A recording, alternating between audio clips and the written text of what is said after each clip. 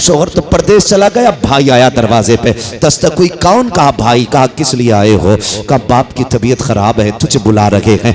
बीवी इनकी आंख में आंसू आ गए, कहने लगी मेरे भाई, मेरे शोहर ने इजाजत नहीं दी है, इसलिए मैं दरवाजे से कदम नहीं निकाल सकती। वापस आ गया गर्दन झुका के। बाप ने कहा क्या हुआ? कहा आने से इनकार कर दिया। कहा किस लिए? कहा उसने ये कहा है कि शोहर की इजाजत नहीं है। लोगों ने कहा जाओ हुजूर की चौखट पे चले जाओ, शायद मुस्तफा इजाजत दे दे। वो तशरीफ लाए हुजूर की बारगाह में, या रसूल अल्लाह फलां की बीवी है, फलां की बेटी है, वो इजाजत नहीं दे के गया है, बाप बुलाना चाहता है, आपकी क्या राय है? मेरे हुजूर ने ये कहा था अगर शोहर की इजाजत नहीं है तो फिर मोहम्मद भी इजाजत नहीं दे सकता है। अल्लाह अकबर, ये हुकूक होते हैं शोहर के। जब ये कह करके चला गया कि जब तक मैं ना हूं या मेरी इजाजत ना हो चौखट से कदम बाहर ना निकालना। बेटा घर आ गया, अब्बा आने से इनकार कर दिया, तबीयत और बिगड़ी। 3 दिन गुजर गए। बाप ने कहा बेटी से कह देना आखिरी बार अगर मिलना चाहती है आके अपने बाप से मुलाकात कर ले। भाई फिर दरवाजे पाया, फिर बहन रोने लग गई, मेरे भाई अगर शोहर की इजाजत होती तो मैं आ जाती, मगर क्या करूं इजाजत ही नहीं है। अल्लाह अकबर। फिर बात यह आई कि तीसरी बार जब बाप का इंतकाल हो गया, लोगों ने कहा जाओ जाकर के बहन को अब तो खबर दे दो कि उसका इंतकाल हो चुका है, आखिरी बार बाप का चेहरा देख ले। लड़की तक खबर पहुंची है बाप का इंतकाल हो गया है, आके बाप का चेहरा देख ले। बच्ची ने कहा था नहीं आ सकती, मजबूरी हो। अल्लाह अकबर। जब कफन तैयार हुआ, जनाजा तैयार हुआ, जनाजा चलने लगा, किसी ने कहा था यार बेटी थी, ना आ सकी तो कम से कम दरवाजे तक ले चलो, दरवाजे पे ले जाकर के बेटी को बाप का चेहरा दिखा दो। दरवाजे पे जनाजा आया, आवाज दी गई अब तो आ जा। बच्ची ने कहा अब भी नहीं आ सकती हो, अगर चेहरा की दिखाना चाहते हो तो मेरे बाप का जनाजा मेरे आंगन में लेकर के आ जाओ। जनाजा मकान के अंदर आया, बाप ने बेटी ने बाप का चेहरा देखा, कफन खोला, मत्था चूमने के बाद पैरों में आके बैठ जाती है, बाप के कदम पकड़ के कहती है ए मेरे परवरदिगार तू जानता है ये कोई और नहीं, ये मेरा बाप है, ये मेरा पड़ोसी नहीं है, खानदानी नहीं, रिश्तेदार नहीं है, ये मेरा बाप है, इसके लिए मैं दुनिया में आई हूँ। ए मेरे परवरदिगार तू खूब जानता है मैंने तेरे दीन के लिए, तेरे महबूब की शरीयत के लिए अपने बाप की जिंदगी को ठुकरा दिया, जिंदगी में इसका चेहरा नहीं देखा। ए मेरे परवरदिगार मैं इसकी बेटी होकर के बस इतनी भीख मांगती हूँ, अगर तू मेरे इस अमल से राजी है तो मेरे बाप को जन्नत अता फरमा देना।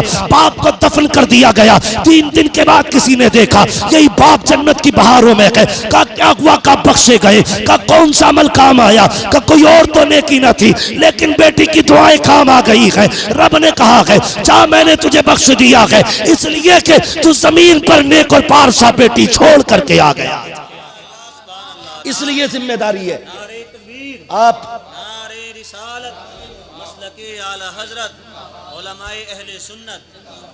इसलिए जिम्मेदारी है आपकी बेटियों को पर्दा सिखाएं, दीन सिखाएं, फुपेरा चचेरा खलेरा। शरीयत ने जिनके लिए हदें कायम की है उन हदों को आप लाजिम करें। हाँ, उन हदों को लाजिम करें। बहुत गौर से मेरी बात सुनिएगा।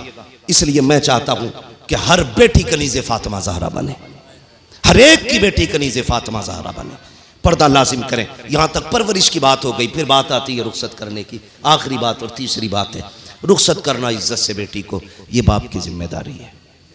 फरमाया था जिसको खुदा ने 3 बेटियां दी उसने पाल पोस के इज्जत से रुखसत कर दिया, उसे मैं जन्नत की जमानत देता हूं। किसने कहा था? किसने कहा था? हुजूर ने। समझ रहे मेरी बात? हुजूर ने कहा था। अब बात रह जाती है उनको रुखसत करने की। कई बार तो ऐसा होता बेटे बड़े होते हैं, बेटियां बोले छोटी होती है, बेटे बड़े होते हैं, बेटियां नहीं बोलोगे आप लोग, छोटी होती हैं। और बेटियों की जिम्मेदारी तक कभी कभी बाप का इंतकाल हो जाता है, होता है कि नहीं? बल्कि 50% में ऐसा देखता हूं या तो बाप बीमार होते हैं या बाप इंतकाल कर जाते हैं, वो जिम्मेदारियां अक्सर भाइयों पे आ जाती हैं। याद रखना ये जन्नत की बशारत सिर्फ बाप के लिए नहीं, उस भाई के भी लिए है जिसने 3 बहनों को इज्जत से रुखसत कर दिया। ये इज्जत किसने बख्शी? हुजूर ने। ये शान किसने बख्शी? वरना इसी बेटी को तो बाप कत्ल करके फख्र महसूस करता था। आज यही बेटी है। भाई परदेशों में जिंदगी गुजार देते, हालांकि बेटियां बाप की जिम्मेदारी थी, भाई की नहीं। लेकिन आज बाप बीमार हो जाए या इंतकाल कर जाए तो भाई परदेश में जिंदगी काट देते हैं ताकि इज्जत से बहन के हाथ पीले कर सके। अपने वतन से दूर, अपने रिश्तेदारों से दूर अपनी जिंदगी बर्बाद करके परदेश में काट देते हैं ताकि इज्जत से बहनों को रुखसत कर सके। ये बहन का प्यार उनके दिल में किसने जगाया? मेरे हुजूर ने। हाँ, अगर बाप इंतकाल कर जाए भाइयों की जिम्मेदारी है। कितने भाई ऐसे होते हैं, मैं जानता हूं, फोन करके कहते हैं मौलाना दुआ करना, तेरी गुफ्तगू सुनते हैं, दुआ करना, 3 बहनें हैं, अभी निकाह नहीं हुआ है, जिम्मेदारी मेरी है। मैंने पूछा बता छोटा है कि बड़ा? कहा 3 बहनों से बड़ा हूं, तेरी शादी हुई कि नहीं? उसने कहा ये ठानी है, पहले बहनों को इज्जत से रुखसत करूंगा, उसके बाद अपना घर आबाद करूंगा। यार मैं कहूंगा कुर्बान जाया करो इन भाइयों के जो अपनी जिंदगी कुर्बान करके बहनों के नाम करते हैं, अपनी खुशियों को दांव पे लगा करके बहनों को इज्जत से रुखसत कर देते हैं। उन भाइयों को सलाम जिन्होंने अपनी जिंदगी लगा करके बहनों को इज्जत से रुखसत किया। कहते दुआ करना, बहनें जवान है, परदेश में हूं, इतनी कमाई में अल्लाह बरकत दे कि बहनों को इज्जत से रुखसत कर दूं। और नौजवानों जो परदेश रहते हो, बहनों की जिम्मेदारियां बाप बन के पूरी करते हो, मेरी दुआ तुम्हें लगे ना लगे, कोई आलिम दुआ करे ना करे, लेकिन याद रखना जब भी कोई भाई बाप बन के अपनी बहन की परवरिश करता है, कोई दुआ करे ना करे, फातिमा ज़हरा का बाबा, हसनैन का नाना, गुंबद खजरा से मुस्तफा की दुआएं लगनी शुरू हो जाती। अगर किसी भाई पे बहनों की जिम्मेदारी आए तो दिल थोड़ा ना करना, फख्र करना, तू नसीब वाला है, तुझे जन्नती होने का ये मौका खुदा ने दिया है। फख्र करना और बहनों को बेटी समझ के पालना। ऐसा नहीं सिर्फ बेटियों की रुखसती या उनकी शादी बशारत है, नहीं, अगर 3 बहनों को तुमने इज्जत से रुखसत कर दिया, अल्लाह तुम्हें भी जन्नत अता फरमाएगा।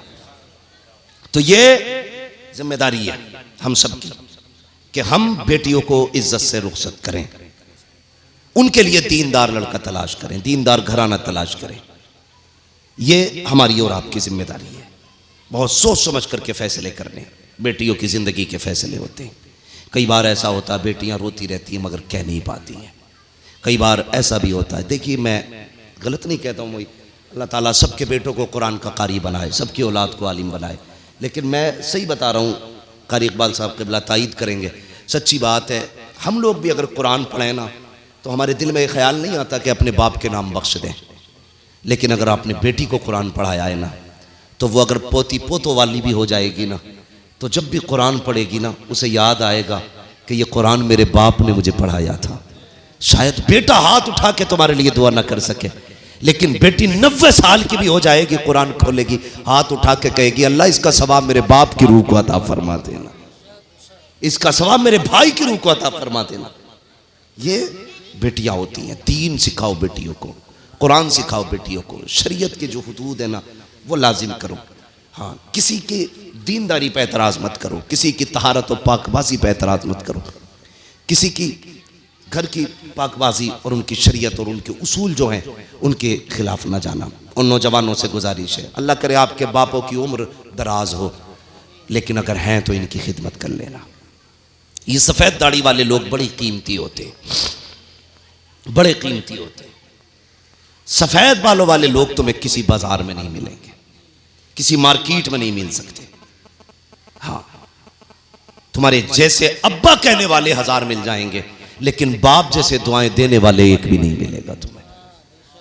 हो तो इज्जत करना, हो तो कदर करना। वो तो बिस्तर पे पड़ा भी बड़ा काम का होता है, बड़े काम का होता है, उससे घर की रौनक होती है। कितनी बलाएं तो दरवाजे के बाहर खड़ी रहती हैं अगर बाप जिंदा होता है, कितनी मुसीबतें चौखट सकते नहीं आती अगर माँ होती है। अगर है तो इज्जत करना, हाँ तो कदर करना। और माँ बाप की जिम्मेदारी है कि वो अपनी औलाद की सही परवरिश करें, सही तरबियत करें, बेटियों को दीन सिखाएं, असल दीन है। बेटियों को शरीयत सिखाएं, बेटों को दीन सिखाएं, ताकि मरने के बाद तुम्हारी कब्र पे आके फाता पढ़ सके, मरने के बाद तुम्हारे लिए हाथ उठा सके। वरना मैं अगर बात करूं तो बड़ी लंबी बात है। लोग दौलत कमा के औलाद के लिए छोड़ जाते। मैं बैठा था एक दिन, सोच रहा था, मैं खुद सोच रहा था इस बात को, इस बारे में।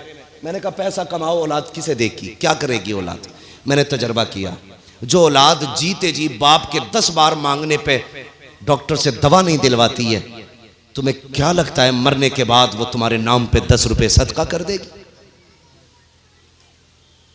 बेवफा है औलाद।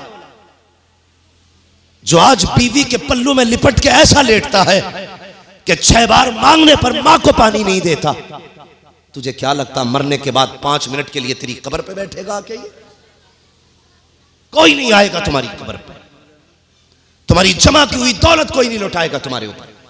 इसलिए जिम्मेदारी है अपनी आखिरत का इंतजाम खुद कर जाइए। सबको अल्लाह ऐसे खुश नसीब बेटे नहीं देता कि तुम्हारे बाद तुम्हारे नाम की महफिलें हों, इसाले सवाब के जलसे करें। वो कुछ ही बाप होते हैं जिन्हें खुदा ने ऐसी औलादे